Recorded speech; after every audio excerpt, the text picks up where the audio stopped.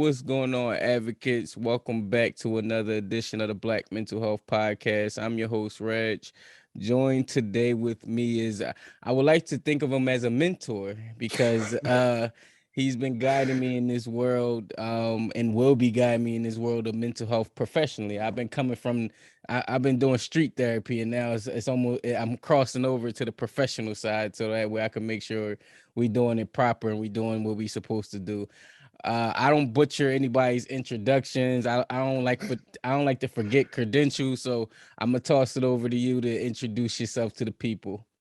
Thank you. First, I'm not going to let you sell yourself short. So, in terms of mentor, I think that we both contribute to each other because the way I look at it, we all got some type of skills and talents, God gave us, we grew on our own. So, definitely is reciprocal in terms of pushing and growth.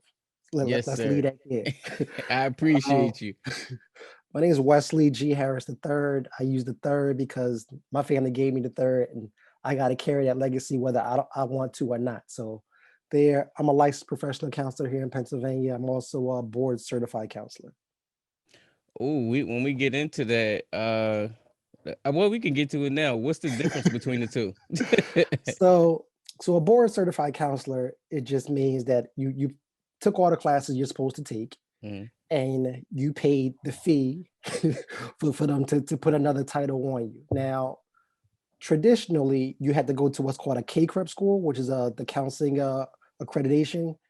They accredit your school that says the school meets the criteria to teach certain classes to put you at a certain level of the counseling field. So you do Mhm. that, you take the exam, which is the national exam. They review your transcript, you pay your fee, and they give you the title. That's basically what it boils down to. It used to be called what's it called? It used to be a national certified counselor, but they changed the title to board certified because, like in the medical field, people recognize board certified more than they do national certified. I'm glad you let me know. See, this is why I said mentor, man. I would have never even known that. I'm sure I'd have bumped my head a few times and be like, all right, Wes, like this is what's happening. So let's take it back some. I know I try to, especially with the affiliations with like Blackman Hill. I realized that we be so involved with certain work that we forget that there was a life before Blackman Hill that led to Blackman Hill and to the work that we're doing today. So I tried to take it back and say, all right, we ain't gonna talk about it to the very end, and we're gonna talk about all of the things because it's credentials that led up to that, and Mhm, want to get that story out because honestly we know each other through that mhm. organization, but I'm like, I don't really know Wes, and that's where I want to get to know Wes in that capacity. So what brought you into the field in the first place? That's a long story. We got time. That's um, what this podcast is. so, look, I guess the start was when I was in college, I wanted to be a psychiatrist.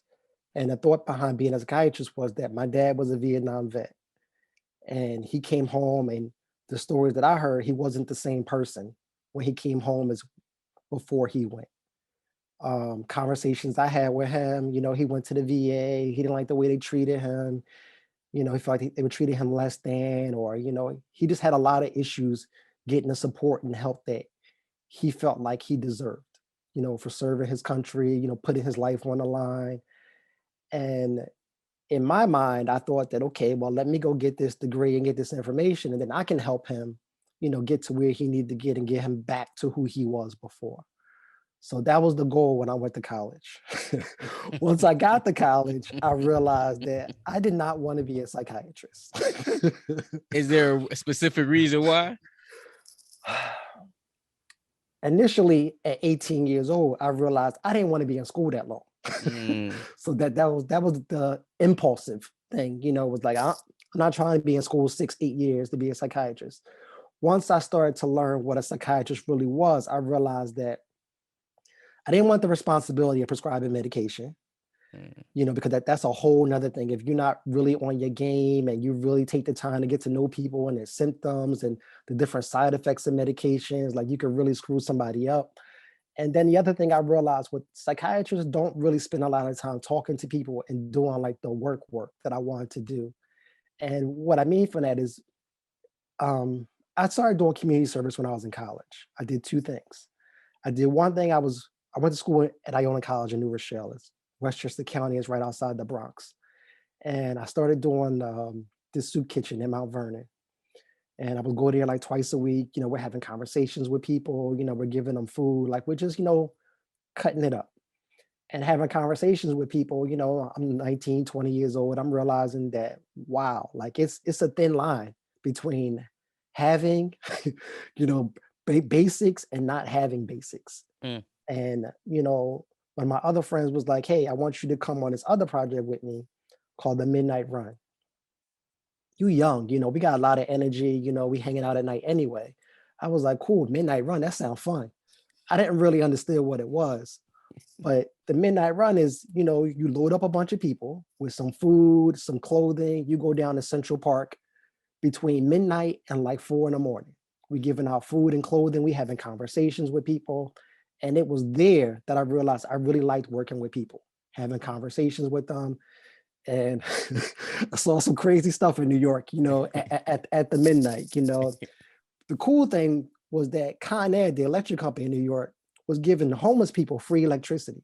Mm. So like you would be, I Wait, would how that call it work? You said homeless people free electricity. Where would they free. put it at?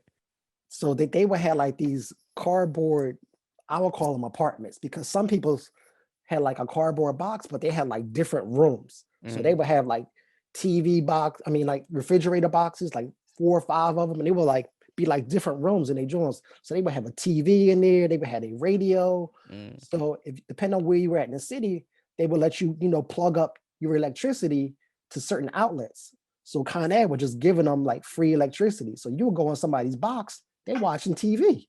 Oh wow. Oh wow. So, and then some people took the ingenuity a whole nother level. Like they had plastic on it, they had windows, they had the block boxes covered with plastic so they couldn't get wet.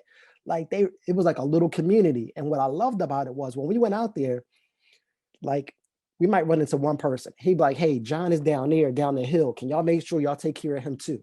So it wasn't like, oh, just worry about me. It was like, make sure you get the other people over here too. And for me, like people who living on the street, for them to be worried about other people as well, like that was like significant to me. Like that was, I hadn't even thought of that. Like in my mind, I'm thinking if I'm over here starving and I don't have a lot, I'm not really thinking about nobody else. But that thought of commuting like that, like really opened my eyes. And then I was like, okay, like this is cool. Like, so then every month we were doing Midnight Run. I was on it. I was like, yo, I don't care what we got planned tonight. This is where I'm going to be at. Mm. I met this one guy one time. It's crazy. Dude worked on the stock market. He had 2 master's degrees in his cardboard box. So Wow. we in there talking to him about how he got to where he was at. And like just the pressure and, of dealing on Wall Street and all the expectations, like he had a mental break, but he had never got treatment. So like he lost his job, he lost his house, he lost his family, and he's on the street because he just never got treatment. And at that time, I didn't understand the process of how to get treatment, or what people have to do and insurance and the services and what's available. All I knew was that these people are living on the street and we got to make sure they get their bare minimums, food, clothing, housing. They had the housing already. It wasn't the best, but it's what they felt comfortable with. So we were just giving them what we can offer them in terms of food and clothing. So that was like the jump off of how I got into community health. Oh wow, man. And shout out to it's some of the things I've been learning over the years is like even the word homeless is offensive where I had Mhm, to learn that it's like no, we're unhoused, like without mhm, home. mhm. And it's a different terminology and starting to understand it. So as I grow, I started to learn that. So shout out to I forgot who taught me that, but thank you for teaching me the language and how it can come off to people. So you didn't want to do so explain the difference between psychiatrists and psychologists. All right. So psychiatrist is pretty much like a medical doctor. Mhm. That they go to medical school, but they specialize in mental health. So they learn about the different mental health disorders, they do the diagnosing, determine what your symptoms are, and they use the Bible of mental health, which is the DSM, Okay. the Diagnostic Statistic Manual. And that's what we use to determine what people say their symptoms are. And then we give them a code and a diagnosis. And in full disclosure, insurance companies, need some type of diagnosis in order for the service provider to get paid. So we use Mm. that, as a code in terms of for billing purposes, but it also helps, determine your treatment. Because if we know what your symptoms are, then we can make a plan to eradicate whatever these symptoms are.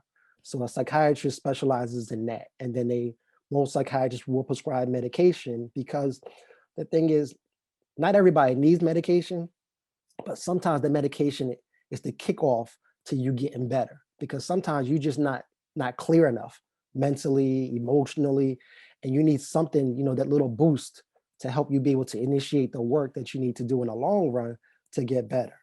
A psychologist, on the other hand, does not prescribe medication.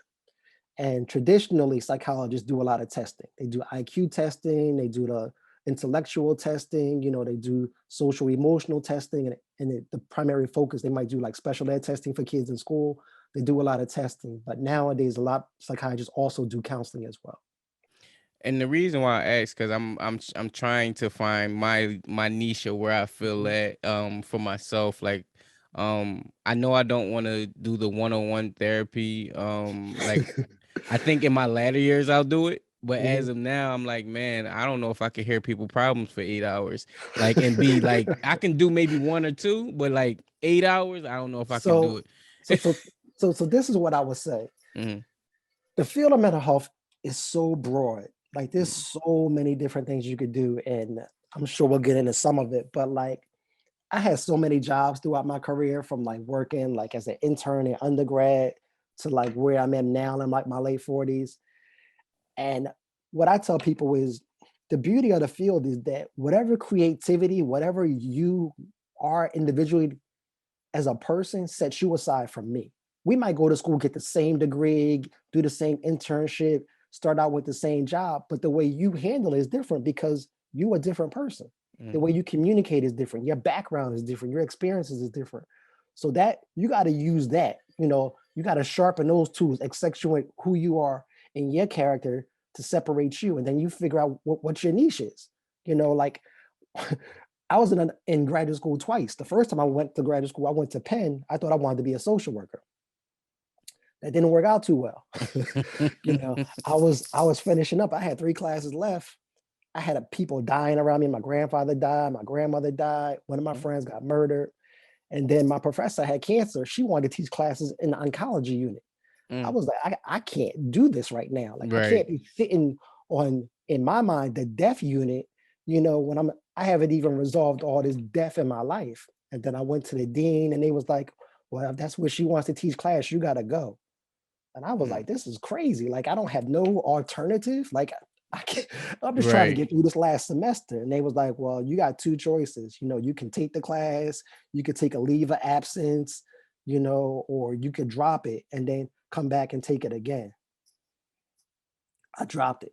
I couldn't do it. Like Mm. mentally, I just wasn't there. But like, so like that was at a dip. I was 25, 26 years old. Like I Mm. couldn't even manage the death to even, and I'm trying to go to school on top of it. School, work, family, like it was a lot. But so that's my life even shifted from then, you Mm. know, to going to school for social work. And then later on in life, when I went to school, I went strictly for counseling. And there's a difference between social work and counseling in terms of the education you get and the skills they teach you in school. So a lot of it depends on like what school you choose, what that school's specialty is, what the core classes are, and that leads you to where you're going to go. And then the next phase after that is the internship and the Mm. practicum, and that experience you get, like the hands-on job, and then where you go after that in terms, like you started out in the beginning, your mentorship, and your supervision, who's helping you grow. So it's so many different ways and different twists and turns. Like there's now like people do podcasts, people are on TV, people run organizations, people do life coaching, business coaching. Like there's so many options and opportunities that what you can do with mental health, that the field is wide open. I'm glad you stated in that way, because I felt like I was I was not put in the corner. Let me not say that. In the corner because of Black Man Hill, like because of the Mhm. work. I'm like, all right, man, I'm kind of pressured to go that route because of where I'm at. But then, and the reason why I said I didn't want to do the one-on-one counseling, because that's the real work when you change your individual lives, I believe. But I want to bring more brothers into the field. I want to bring more people of color into the field, and I feel like with platforms like this or speaking or doing other things, I have a way to communicate that effectively and affect the system of mental Mhm, health as opposed to the individual, one-on-one way, if that makes sense. So I think I'm moving towards like how to affect systems mhm. because it can control the barriers that, prevent people from moving into the field. Right. And I think that so in school they teach you micro. Micro is the one-on-one work, the small groups. That's the meat and potatoes that most people think about in terms of the work people doing. Macro is like the systems, like you're talking about. And the beauty of it is that everybody can't do the same thing. Right. It's not beneficial for any of us if we all do the same thing. Then it's cookie cutter. We're all look the Right. same, we're all doing the same. Somebody's got to step out and had Right. a conversation with politicians and change the laws and have conversations with these corporations and find funding and get the people in the street, who think, oh no, I can never go to therapy. That's for crazy people. Mm. So it's so many different ways to engage the conversation and bring people in. So we need the diversity. To me, diversity is the important part. So your role might be different than my role. Listen, I worked at a community health agency where they want you to see 40 people a week. It's a lot. I believe it. I believe it. To be honest, like you feel like you on a plantation. Mm. You didn't see this many people. What's going on? You need to see more people. You need to see more people. It's like, like seeing 7, 8 hours of people every day, listen to their problems, trying to help people heal. That stuff is draining. Like, Mm. it's like an impossible situation. So everybody's not built for that. And even people who are built for that aren't built for that long term. Like you can't sustain Get that burnt life, out. seeing 8 clients a day, 5 days a week, for the rest of your life. It's impossible. Like there will be no you. Mm. So, you got to figure out, how to pivot and change and do other stuff and do things that make more sense. Unfortunately, the way the system is set up now is, they pimp, some of the young people who don't know Mm. any better. You come out of school, you want a job, you want the experience, you think that's the only route. So you jump into that and they work you, and they work you and you're not being compensated, fair wages for the way they work you, but you don't know any better. And unfortunately, in this field, like there's a big gap in pay between people who have a license and people who don't have a license. Like those years between when you get your license, your salary is way different. So like you struggling, financially. And the crazy part is that you're struggling financially, and 90% of the people, you gotta get supervision for somebody to supervise you and help you grow to get your license, and you're paying this person to get the supervision, and you're barely making any money. And some of these people who are charging for supervision are charging $100 an hour. Mm. Mm. so, you're looking at that as like, how am I going to come up with this money to pay this person so I can get to where I gotta go when I'm barely getting paid myself? Mm. Mm. No, and me, that's why I say I'm so blessed to not only have a passion for mental health, but to be around individuals like yourself, and all of the rest of the therapists and everyone that I know, because or that's in the behavioral and mental health field, because it kind of helps me, guide in decision making and these different things and learning the certain barriers that can potentially get involved in the way of your career. One of the questions that I had is something that I learned, speaking of barriers, is that at those community health places or the places where they see underserved communities, they plan, they like, and correct me if I'm wrong, they plan for a 50% no-show rate. Like they automatically know people aren't going to show up. I feel like for some reason this is counterproductive. Explain that to me as a person that was like in it and experienced in that, field. So what I'm gonna tell you is in the health field, period. That's what they plan for. When you go to your medical doctor, you sit in a waiting room. If you look around, there's 2 or 3 people with that same time appointment. You got a 10 o'clock slot. John got a 10 o'clock slot.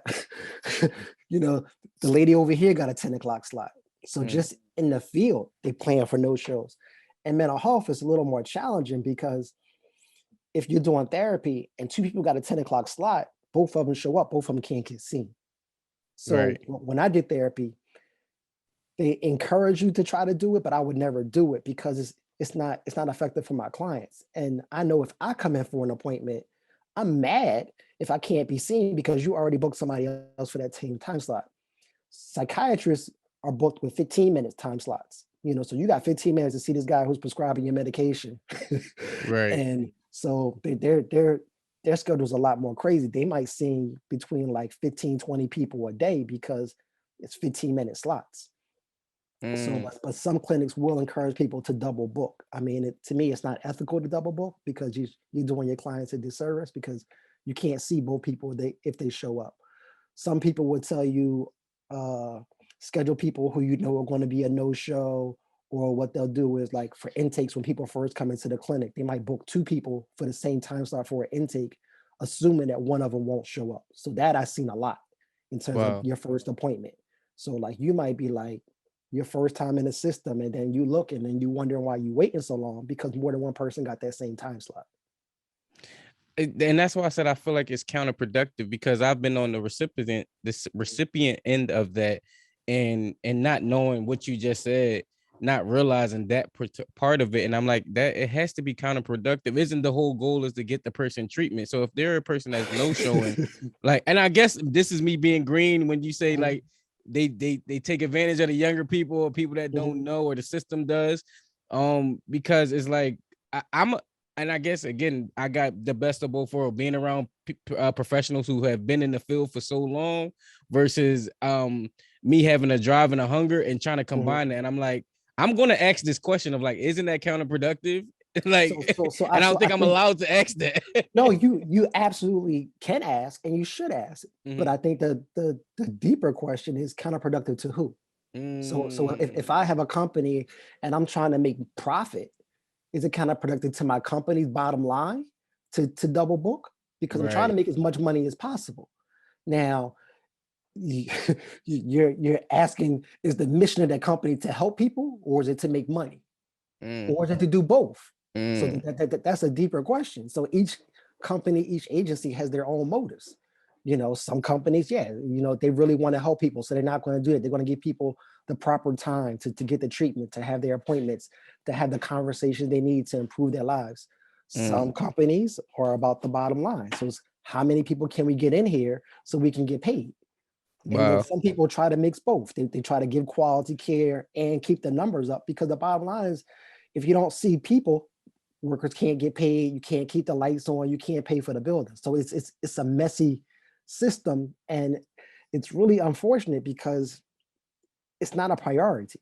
Like there's not enough funding. There's not enough providers. There's not enough services.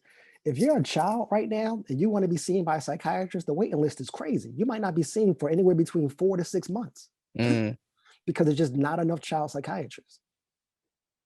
So the system is not working effectively. There's not enough people doing the work, and we're not even talking about quality work. We're just talking about doing the work. Period. We're not even getting to the people who are doing ethical work or giving high quality service. We're just talking about pure bodies showing up to do the work. And the sad part is, it's such a need for, like you said, it's a 3 to 6 month waiting list. It's such a need. And I'm curious as to, and I guess this was a question that we can get into now that I was going to ask you. The numbers are so low of Black professionals in the field of mental health as you climb. And I think probably in any industry period, because of whatever barriers are in the way. But what have you noticed on your journey as you became a professional, of the certain barriers that, you see people just fall off at each level? So in undergrad, when I was in school, probably about 10 men in my psychology classes.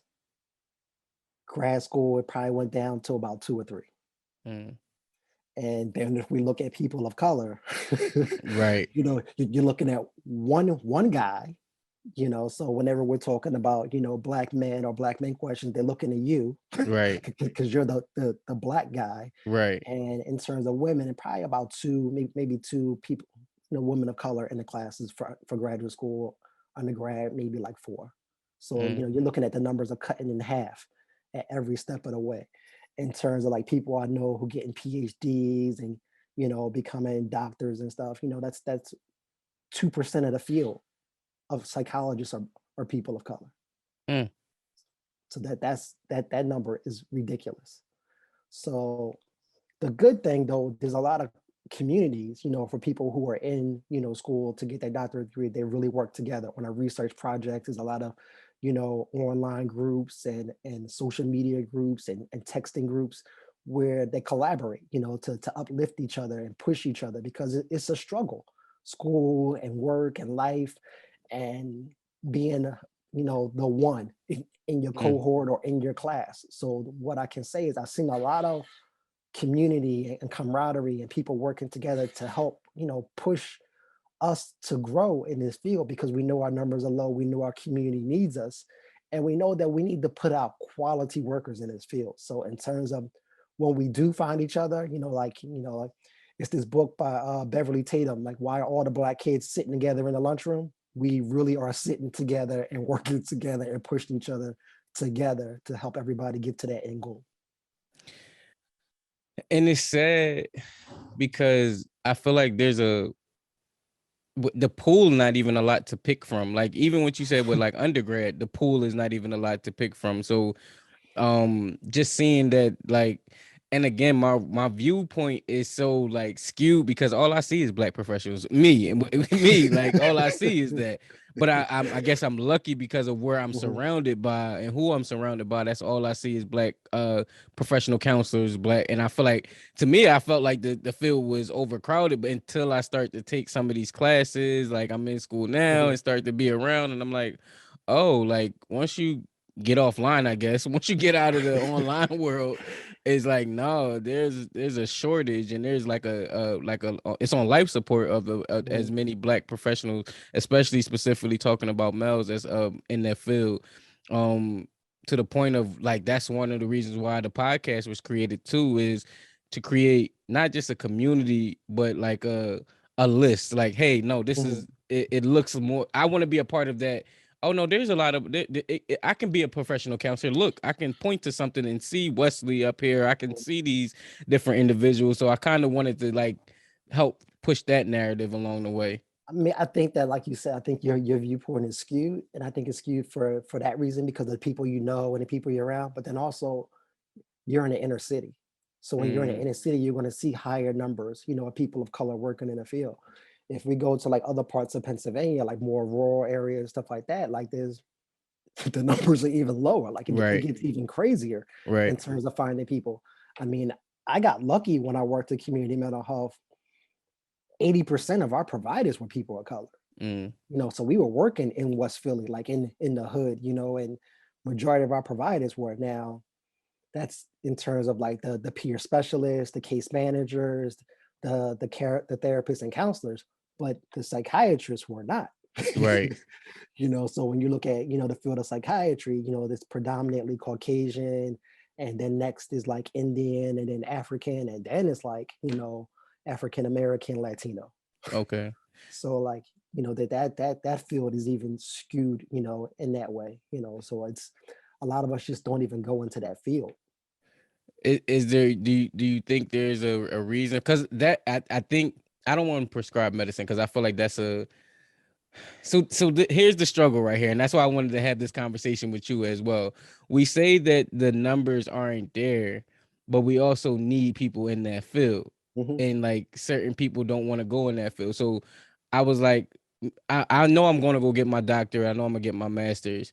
But I'm trying to figure out which way, because I don't want to prescribe medicine because I feel like but I know we need that. And it's Mhm. a versus of being needed of and what I want to do. And like you said, it's a various things. But I also know that we need to be in that field in some capacity. So I'm like, all right, how can I get in there and provide what we need for our community as a whole, but also being satisfied as a passion and a career? So I think there's a couple different things.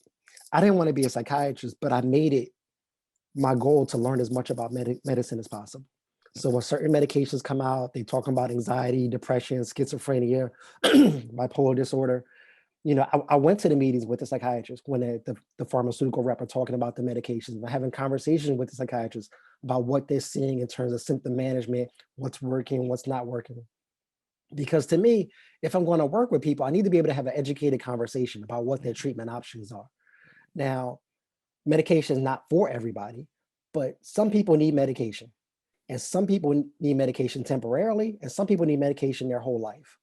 And if I have a client that needs medication, but like I'm not having this conversation with them, then I'm a barrier too. Like I'm doing them a disservice because we should be able to have at least a basic conversation about what an option is that might improve their life.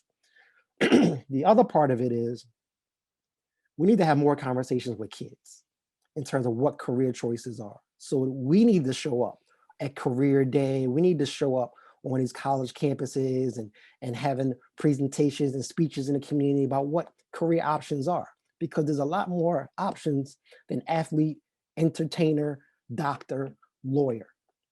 And we need to let people know that this is an important role in our community. It can pay the bills. It can allow you a platform to have conversations with people. Like there's a lot of options, but we have to be the ones to have these conversations with kids to let them know that this is the option. So we might spark that person. We might spark that next generation, the psychiatrist, and change these numbers, but we got to be willing to have the conversations. Yeah, no, yeah, that's correct. And that was one of the questions I was going to ask you about school counseling. I definitely know that we need more black counselors in the schools and to relating to these babies, especially men. Um, how has that been working with children in that capacity? Because I know uh they can be very challenging, I'll say the least, just like any adult as well. But you kind of can catch them early. If you can catch them early, you can have more, they can have a longer, like, well balanced life if you can catch them early. But I know one of the things, some of the counselors that I talk to, they say it's not the kid, it's usually the parent that's the problem, Mhm. that you're not counseling them, you're counseling the kid. So talk about that experience and how that's been for you. So I think it's a struggle, and I think a lot of it depends on the role of the counselor. So like I'm not a school counselor. My role is a little more unique. Like I work in a school, but like I'm the therapist for the school. So Mhm. like I provide therapy to the kids, to the staff, to the parents, anybody who needs it. So it's a little different than what the school counselors do. In general, working with kids, I would say probably 80% of kids is not them. It's their family, it's their environment, it's the community, it's the stuff that they've seen and heard that children probably should not hear at those ages. So a lot of times when you're working with kids, you got to realize that when the, when kids experience trauma, it changes the brain chemistry. So it changes the way they think, it changes the way they view the world, changes the way they view themselves, it changes their communication, and it causes them to mature at a faster rate. So while I might be talking to an 8-year-old, they're not 8 anymore Mm. if they experienced a lot of trauma. If this person's been abandoned, there's no adult in their life, and we call them, unaccompanied minors because the adults are out doing whatever they're doing.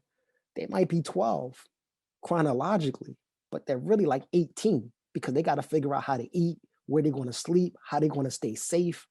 So when I'm doing therapy with these kids, it's a balance in that, because on one hand, you got somebody who's further along in terms of the communication and stuff they experience and what they've been through, but in terms of their emotional maturity, they're still a young child. So it's hard to balance that treatment in terms of, okay, well, you don't even have these skills yet because nobody taught you these basic skills, but wow, like you've been through these adult experiences.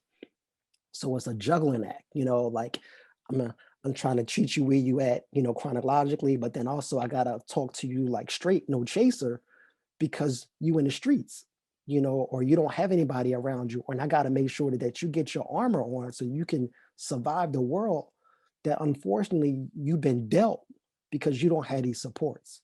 So it's definitely a challenging job, and you got to treat everybody individually. Mm. They all might be in third grade or sixth grade or eighth grade, but everybody's experience is different. Everybody's viewpoint is different. Everybody's strengths is different. Everybody's skills is different. Everybody's temperament is different. So the way I communicate them is different. This person might need a hug. This one might need a high five. This person might need space. So you got to get to know them individually. And I think a lot of times as workers, we got to not be afraid to be human. We got to be able to show that, we can laugh, we can joke, it had to be professional. Something I was very intentional about what I do with my kids is I admit when I make a mistake. And I think that's very important for kids to see that adults make mistakes, because it humanizes us and it shows them that it's okay to make a mistake. Mm. So like I had a kid one time and she was like, oh, my grades improved. I haven't been cutting as much. And I was like, I don't know about that. Because, she had a bad history. And then when I went and talked to her teachers, they was like, no, she did make a lot of improvements. She is coming to class. Her grades didn't improve. And I went back to her. I was like, hey, you know what? I apologize. Like I underestimated, your potential for change, and I apologize to you because I doubted you. you Mm. know we hugged it out, we had a good conversation about it, but for her to see that, that I came back and apologized, because I did judge her. I did assume that she wasn't going to make any improvements, so I had to own it, I had to eat that. And I can't keep blaming her. So it's like, we have to be able to show that change can happen, and when we make a mistake, we got to eat that. Right. No, that's true. And one last question about the dealing, give providing treatment for children. Um, I'm trying to phrase it in a way where you understand the question that I'm trying to ask. Can you, and the reason why I'm saying can you, because you do it every day, but can you really effectively treat a child if they are going home into a trauma that you cannot control? Yes, you can. Hmm. Is it going to be 100% effective? No, because it's just like anything else. If I fix your car, but I give it to a bad driver, it's still going to get dinged up. So what I try to do is I try to work on a lot of the social emotional learning. Teach them how to identify who are the healthy, supportive adults in their lives, how to be able to manage your emotions, how to be able to have conversations, without these outbursts. So I try to make them the best whoever they are, so that when life continues to come at them, when they continue to experience certain things, they have certain tools to be able to overcome them, because I can't change everybody's environment, but I can armor you and teach you to fortify yourself emotionally, spiritually, mentally, intellectually, teach you, how to continue to learn and grow and develop, so that if things happen, bare minimum, you got these coping skills. You got some breathing techniques. You got some ways to manage your anxiety. You got some people that you can call in an emergency, because we try to find somebody, in your life who can be a support. And hopefully that as you continue to grow, you continue to work on this stuff, that you be able to close out the outside noise, so that you can continue to grow, and then realize that as much as I love these people, or I love my city or my environment, I can't allow it to impact me like that, because now I got the insight to make effective, positive choices in my life, so that I can be the best whoever I am. No, and I think when I listen to how you say it, the analogy that come to my mind when you say you can't, the car's still gonna get dinged up, so you can't fix a driver, but you can fix the car. But the analogy that I think it relates to in a different way, and you could correct me if I'm wrong, is you fixing the car, but they're taking it home to a garage that's providing the thing. So the very thing that's supposed to protect me from the outside is causing me harm every night, and I gotta go there because that's where my car is housed. Even when I bought a newer car and we were living in the hood in Mhm. somewhere, it's like, man, is it even a good point of having this car in this neighborhood at this point? Because y'all going sideswipe it, people putting parking spots with the poles and stuff like that. So I'm thinking of the analogy of the garage, and I'm like, but I gotta take it to this garage every single night. That's going to provide. So now, when I pull it out, I'm almost knowing it's going to be a ding on my car, and you gonna come home. I'm gonna come to you. You gonna kind of shape it up, and then I'm gonna just keep getting dinged every time I go home. Like, does that make sense? I don't know if I'm Yeah, making sense when I say absolutely. that. So, so you have to look at children, and at different ages, they have certain skills that adults don't have. Okay. So kids are very resilient. Kids can go through certain experiences and it doesn't phase them. They're still gonna have a smile on their face. They're still gonna try. They're still gonna be loving the people, who are harming them, because their makeup is just totally different. As an adult, when somebody treating you a certain way, like at some point you cut that person off. Hmm. children's capacity, for forgiveness and love and openness is at an unlimited level. Mm, So because of that, you got to foster that. You got to continue to give them hope. And another word people use is like grit. Like kids can push through certain situations and continue to go head on and go through it. So it's like you got to foster that within them. You got to help them grow that and fortify that and accentuate that, so that when life continues to come at them, that it doesn't knock their character. Like a lot of times you might have a kid that has a strong personality, and people are like, oh, they need to just sit still and shut up. No, we don't want to do that. We don't want to knock their character, but we want right. to we want to mold that and make it more productive. Mm, We want to shine up certain aspects of it. Because if you beat this kid down and you take away certain things, then you soften them. You make them more susceptible to society. You got mm, to teach them how to use it to in different experiences to get through the world. So you never want to just knock them over the head and strip away who they are at their core. But you want to build it up. You want to polish it. You want to add other stuff to it to help it grow, because you just never know what they're going to experience. So I mm, think that we had to change our mindset of how we look at kids and how we communicate with them, and just how we help them grow. And we need to have honest conversations with kids. I know when I was a kid, like adults didn't tell us certain things. right. Right. It's a lot of dirty secrets, or they Right. don't want to have certain conversations. You too young. We're not talking about that. The Mm-hmm. things these kids see and hear on TV and social Mm-hmm. media and in the street, they they, they they're going to Well hear and beyond see the it anyway, years. right? So let's just have these conversations so that they can digest and understand what it is that they're experiencing in a Mm-hmm. healthy manner, instead of allowing them to have these conversations with people their same age who don't understand. And then it Woo. becomes just messy, and they're just making up, these viewpoints, and instead of just giving them the truth, just give them the truth, Mm-hmm. because if I'm living in a neighborhood where I don't feel safe, it's it's it's no way to deny that. Like if I'm sleeping at night and all I hear is pop, pop, pop, pop, or I watched, my cousin die the other day, we can't not have the conversation about it. My cousin is dead. Mm, I saw it. So right. we need to have conversations with that. And if we can't have it, then take the kid to somebody who can. Mm, And I think that that's the struggle as a counselor, that sometimes I'll contact the parent and I'll be like, well, your kid is saying this. I want to work with your kid. And in Pennsylvania, kids under 14 need parental or guardian, permission for you to provide treatment. And sometimes the parents is like, nah, they all right. I don't want you talking to them. So then I can't work with the kid. mm, So like I gotta be more creative. We might do like a lunch conversation, because I can't do therapy with the kid because the parent is saying no, but I gotta still provide them with certain skills. So I might do a classroom activity, where we're going over certain things, where we're having certain conversations, because the parents don't want them to have it, or the parents don't realize that the kid has been affected as much as they have, because the kids don't have the words to express their experience. mm. No, that you provided a lot of gems just in that short statement.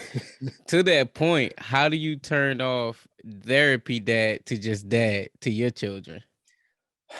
I learned a long time ago that you got to leave work at work. And if you don't learn how to leave work at work in this field, then you need to step out of this field. So when I'm working, like I'm in there, like I'm in the trenches, I got the boots on, I'm focused, I'm present, and I'm listening to everything you're saying. I'm thinking about how we can improve and what we can do next, and we're making this plan. But outside of that moment when we're sitting one on one, I'm oblivious. I'm walking around the world with blinders on. I'm not paying attention to stuff. My wife will tell you it might be something on the floor.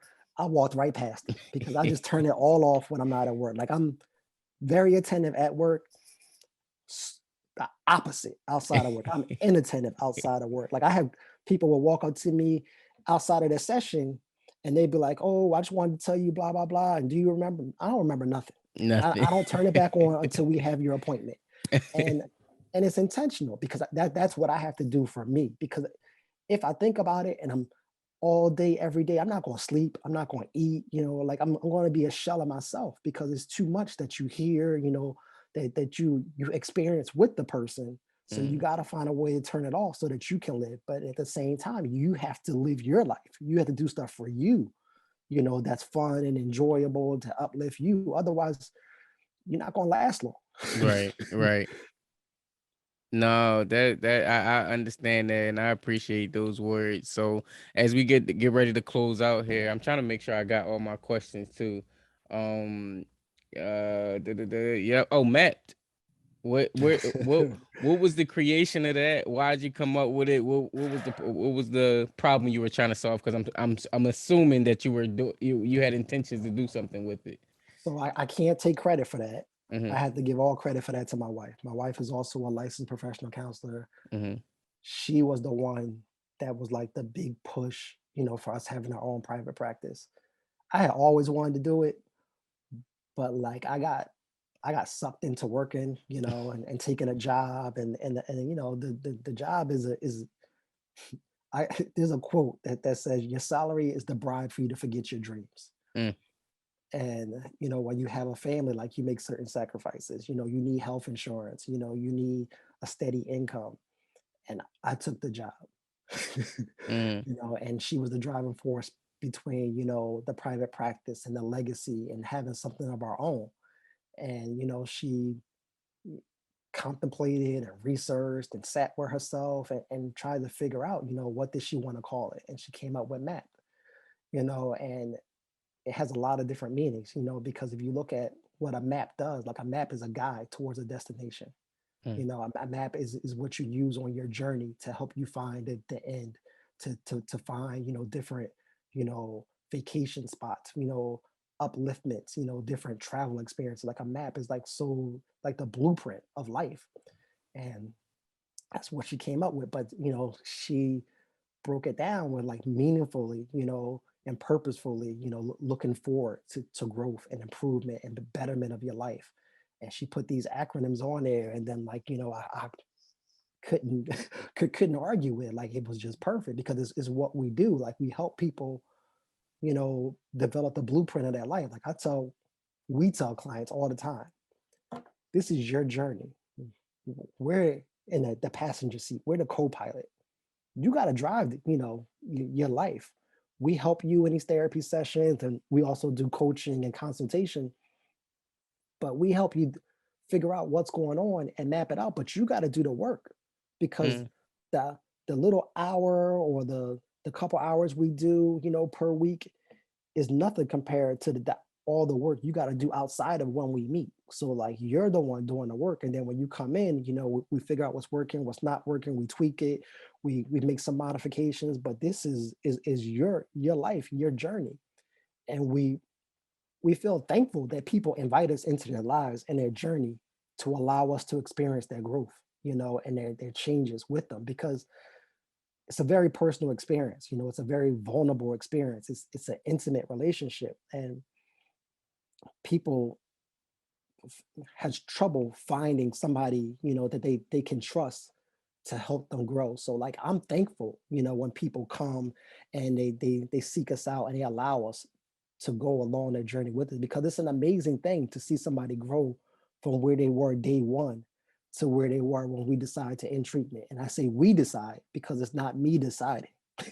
Mm. Like, sometimes I might have to push somebody out because they just lingering, because they're like the safety net. But it's like, we're deciding, like, you made all these improvements, you made these changes, like, you did the work. Like, I was here with you, encouraging you, giving you the praise, pushing you a little bit, but you're the one doing the work. So it's like, we got to the point where it's like, yo, like, you're good.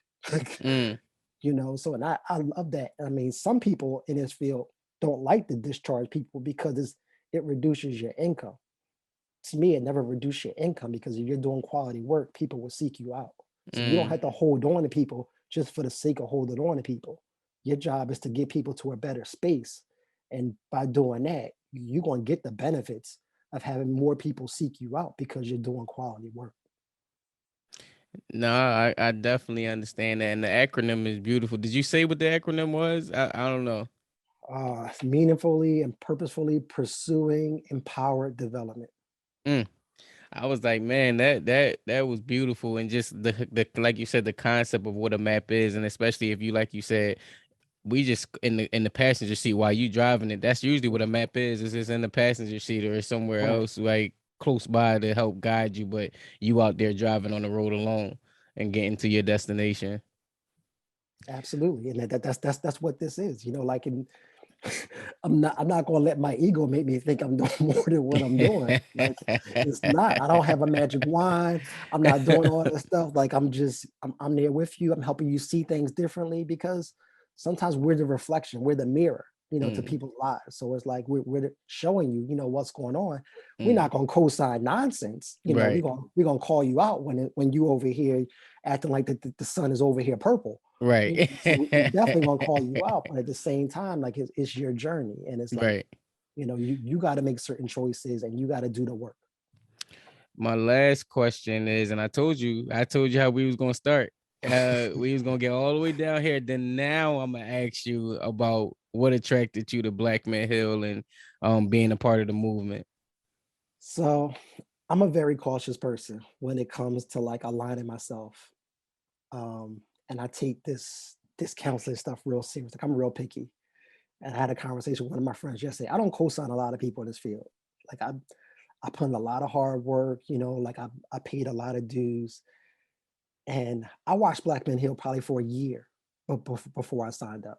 Mm. And I don't know if I ever had a conversation with any of y'all about that. And Taz would probably choke me if she knew, but like I watched from afar for a year. Like I watched, what y'all were doing in terms of like social media. I watched different interviews you were doing. Like I had a friend who was working with y'all. I was having conversations with him about his experience with it. And I watched it for about a year because I had to make sure that it was a good fit for me, in terms of providing quality services and the mission aligned with who I am as a person. Mm. So after doing that and having conversations, and even before I signed up, I called Taz and we had a conversation about what it was and what it wasn't, what her mission was and how she got started. And I thank her because she didn't have to have the conversation with me, about why she started and what it means to her and where she sees it. And that was the seal for me. Like that was Mm-hmm. that was okay, I'm ready. Because she called me, we talking at night.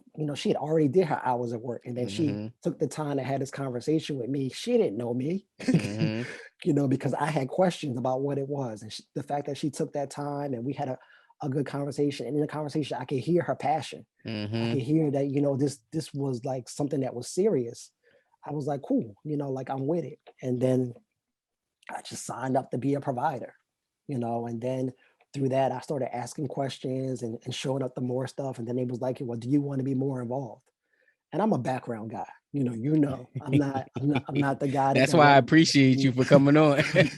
like I'm a background guy. Like I don't need to have my name on stuff or all that type of stuff. But when they offered me the opportunity to do other stuff, I realized that I can't continue to say no.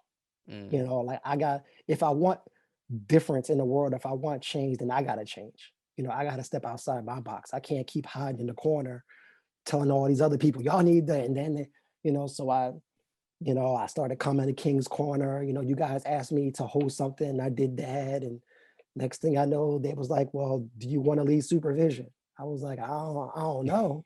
But they was like, but you always there and you asking good and you provide information. I was like, cool. And I love supervision because I love helping therapists grow. Like I love working with the new clinicians, who don't know that path or what's going on. And I like giving them the real uncut information about what we do and what we don't do. And being able to have a conversation that sometimes you can't have at your job Mm. because your supervisor look at you crazy when you say certain things and then they write that on your evaluation. Mm.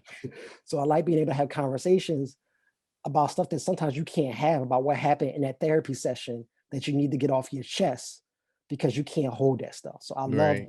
having that environment where we can have these raw, uncut conversations because you need that to help you grow as a clinician. Yeah, man. And shout out to Tech. That was one of the things that attracted me to Black Hill as well, was like you said, the passion. When you can just feel someone's Mhm. passion, like I said, I hear you and your passion and how many different things it attracts you to like want to be a part of that in whatever capacity that you can. Mind you, I just came through the cohort as a client.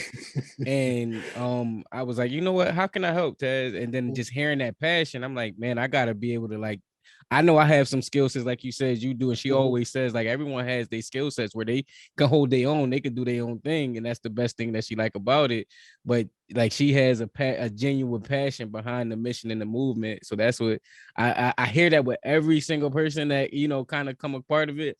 They kind of say that, and then the other part that you said too, um, is affecting the system, whereas we giving free therapy to not free therapy, free training to clinicians. Mhm. And I didn't even know that like as a value proposition to get other, because like you said, people pay up to $100, sometimes more, to get trained by somebody. And the Mhm. fact that you can come through an organization and get it free, so that way you can get your clinical hours to go either open your private practice, that's genuinely helping and affecting the system long term in a great way. Right. And like I had a conversation with somebody that comes to the supervision the other day, and I was like, I said, this group of supervisors you got here, I've never seen nothing like it before. You got somebody who was a lawyer and a clinician. You got somebody who was a paralegal and now was a clinician, and she's a marriage and family therapist. You got a social worker from another state, Mhm. and you got Taz, who's a clinician. She does family stuff. She loves relationship stuff. So you got all these different resources with different Mhm. mindsets. So when you come to supervision, it's always a different perspective. So if Mhm. you space it out and go to different types of supervision, the growth you're going to get from all the different views, you're not going to find it in a regular supervision setting, because you're not paying 5 different people to do your supervision. You can't afford it. Right, you paying for one perspective. Right. Wow. No, that's big, man. And I'm grateful for you, for one, as an organization, being a part of the organization, knowing that without your efforts, a lot of people won't be trained. Like you are affecting not only the next, you're affecting the current generation and the next generation by dealing with children and dealing with the persons who are going to affect other and people in the mental health field, whatever capacity. So I thank you for doing this and coming on to the podcast. Do you have any last or remarks or final words as in regards to like Black mental health in general, or whatever you want to leave with the people? Sure. First, I want to thank you for asking me to come on. You didn't have to do that. I appreciate it. I'm humbled by that. I appreciate all the work that you're doing in the streets, in the community, globally, because I'm going to say globally, because you already done conquered the international part. So I'm going to say globally as you go forward. Just in general, I just want people to acknowledge and just recognize that mental health is a part of health. It goes along with your physical health the same way. Like, you got to take care of your mental the same way you take care of your physical. You don't manage your emotions, you don't manage your thoughts. There's no you, to go along with this shell of a body. So if you're struggling, if you're not feeling your best, if you're not even sure, same way you go for a checkup, for your medical doctor, just go see somebody for a quick checkup. Most therapists offer a free 15-minute consultation. Take a consultation with somebody, ask some questions, discuss a little bit about yourself, figure out if there's any growth you can get. I guarantee you, no matter what level the clinician is at, they can help you progress in a positive manner going forward. Even if it's learning basic skills, anxiety management, depression management, helping you improve your sleep or learn some meditation or some yoga or something else. There's always something. Even a student in this field, while they're learning different courses and information, can help you grow. So there's always something positive you can gain from that experience. Even if you have a horrible clinician, you learn something. So there's always something you can benefit from them. And the same way, like, there's different cereal in the aisle, there's different styles of treatment. So if you didn't click with somebody, you didn't like their vibe, you didn't like their energy, or you didn't like the conversation, don't let that stop you from getting the help that you need. Same way you would throw that nasty food in the trash and go get something else to eat to feed your belly, do the same thing for your mind, body, and spirit. Powerful words, man. On that note, follow, subscribe, comment, leave a review, do all the good things to make this platform continue to have these words. We need brothers like Wes. Wes, again, behind the scenes doing a lot of work. Doesn't want the glitz and glamour of like, hey, look at me, I'm doing this. It's like, just please support the podcast and the platform, because I'm bringing more clinicians just like this that I run along the way, and have conversations like this. And remember that this platform has never been about a replacement to therapy. It's an alternative place where people share therapeutic stories. Thank you for listening.